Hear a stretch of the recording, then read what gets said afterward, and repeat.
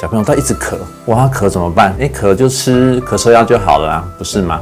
这是一个门诊常常遇到的问题，从上到下，由内而外，很多有一些疾病，它就让你造成你的咳嗽。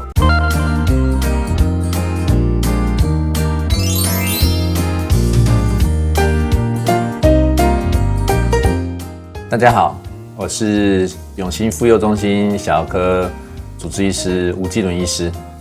我们小孩子咳嗽咳个不停，怎么办？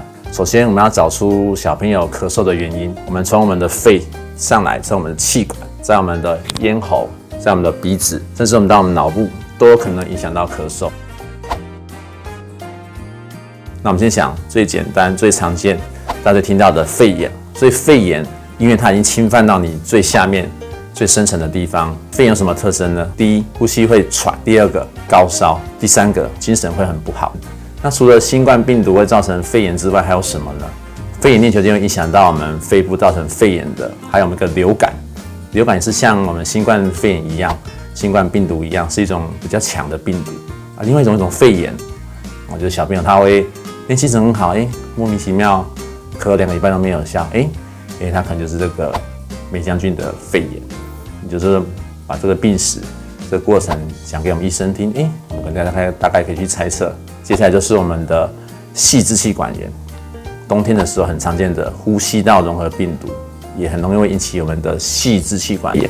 所以说，让小朋友会咳嗽，贴近他的胸口，你听到我现在我刚才提到的梅将军也有可能会引起细支气管炎，腺病毒啊、副流感病毒、流感病毒都有可能。最常见的就是我们的呼吸道融合病毒。那接下来再上来呢，就是我们的急性气管炎。很多病菌也会，比如说我们的流感啊、副流感啊，刚才提到的梅将军、肺链球菌这些病菌的感染、细菌病毒的感染，也会引起咳嗽。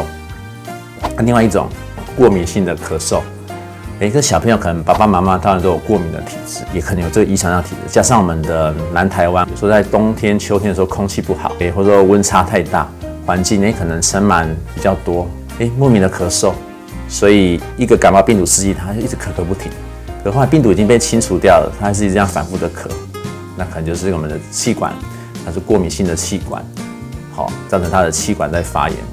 再来更上来的呢，喉咙这边，它被病毒侵入的时候，它会肿起来，那小朋友会像一个狗叫声一样的，为什么呢？因为它就是肿起来了，它没办法呼吸，它用力的咳。那它的气管可以有呼吸的动作，这是我们妈妈们常听到的哮吼。秋冬季节有一种副流感病毒、流感，甚至一些其他的腺病毒也很容易引发哮吼。那更上来呢，我们的喉咙发炎，因为它被刺激了嘛，后来喉咙确定有红红肿肿的，又一直咳，听起来呼吸还好，那可能它就是我们的俗称的急性咽喉炎或急性咽炎。那更上来呢，鼻窦炎，它就会一直鼻涕倒流，或者说它有特色，它会头会痛、低烧，然后嘴巴臭臭的，可能有些鼻涕、浓鼻涕，然后晚上睡觉躺着就鼻涕倒流，会让它夜咳。另外呢，耳朵的发炎，我们俗称的中耳炎，它耳朵跟呼吸什么关系？它可能发炎的时候会诱发自主神经，也会诱发我们一些咳嗽的反射，所以中耳炎也可能会引起我们的咳嗽。另外一个叫妥瑞氏症，它就是脑部不自主的一些诱发它咳嗽，可它一压力大的时候，一紧张的时候，它就会发出奇奇怪怪的声音，它可能就是可能有点妥瑞氏症，有比较大的小孩会发生。当一个仔细的小儿科医生，由内而外都会帮你统统听一遍、看一遍。需要仰赖的就是爸爸妈妈们跟我们分享他咳嗽的病程，治疗方法就不一样。以上是我跟大家做的今天的分享，谢谢大家。